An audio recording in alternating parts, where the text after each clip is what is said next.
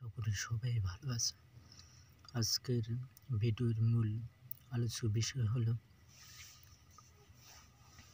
কিভাবে আপনার ফেসবুক প্রোফাইলে একটি ফলোয়ারগুলো বাড়িয়ে নেবেন। সেসব বিষয় কিছু গুরুত্বপূর্ণ মেসেজ দেবো। আশা করি ভিডিওটি কোনো প্রকার স্কিপ না করে শেষ পর্যন্ত কন্টিনিউ করবেন।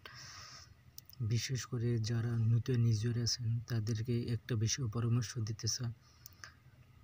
পেজের মূল শক্তি বা মূল উপাদান যেটা বলেন হলো ফলোয়ার। এই ফলোয়ারটা হলো একটি ফলোয়ার যার যত পেজে বেশি থাকবে তার দেখা গেছে ভিডিওতে অধিক পরিমাণ ভিউ আসা বিশেষ করে। তাহলে আপনার পেজে যদি বা প্রোফাইলে যদি একটি ফলোয়ারগুলো কীভাবে সংগ্রহ করবেন, কোথায় থেকে একটি ফলোয়ার নেবেন, এসব বিষয়ে আপনাদেরকে আজকের এই ভিডিওতে আলোচনা করব। একটি ফলোয়ার সংগ্রহ করতে হলে আপনাকে প্রথমত দেখা যাচ্ছে বড় বড় ইউজার যাদের পেজে ফলোয়ার বেশি তারা যখন লাইভ করবে লাইভে আপনি জয়েন্ট হয়ে যাবেন। লাইভে জয়েন্ট হলে ওখানে লাইভে সুন্দর সুন্দর কমেন্ট করবে, কারণ ওখান থেকেও আপনার কিন্তু একটি ফলোয়ারগুলো আসবে। আর দ্বিতীয়ত হলো ফেসবুক পেজ বা প্রোফাইলে যখন আপনি ঢুকবেন তখন আপনার টাইম লাইনে যেসব ভিডিওগুলো আসবে ওই সব ভিডিওগুলো দেখবেন। দেখার পর ওখানে দেখেছে ওই ভিডিওতে গঠনমূলক কমেন্ট করবে, আবার ওই ভিডিওর নিচে যারা যারা কমেন্ট করছে তাদেরকে রিপ্লাই কমেন্ট করবেন। একটা করে লাভ রেট দেবেন এবং রিপ্লাই কমেন্ট করবেন। এই রিপ্লাই কমেন্ট করলে দেখা গেছে ওই রিপ্লাই কমেন্টের মাধ্যমে কিন্তু আপনার একটি ফলোয়ারগুলো আসবে। একটু পরিশ্রম করতে হবে, যত বেশি রিপ্লাই করবেন দেখা গেছে যদি আপনি 20 থেকে 30টা রিপ্লাই করেন তার মধ্যে দেখা গেছে 10-15টা ফলোয়ার এমনিতে চলে আসবে অ্যাক্টিভ ফলোয়ারগুলো। অ্যাক্টিভ বলতে যারা ফেসবুক পেজ বা প্রোফাইলে সবসময় অ্যাক্টিভ থাকে, যারা অনলাইনে থাকে বা তারা মানুষের ভিডিও দেখে বা তারা পেজ নিয়ে কাজ করে তাদেরকে বোঝায়।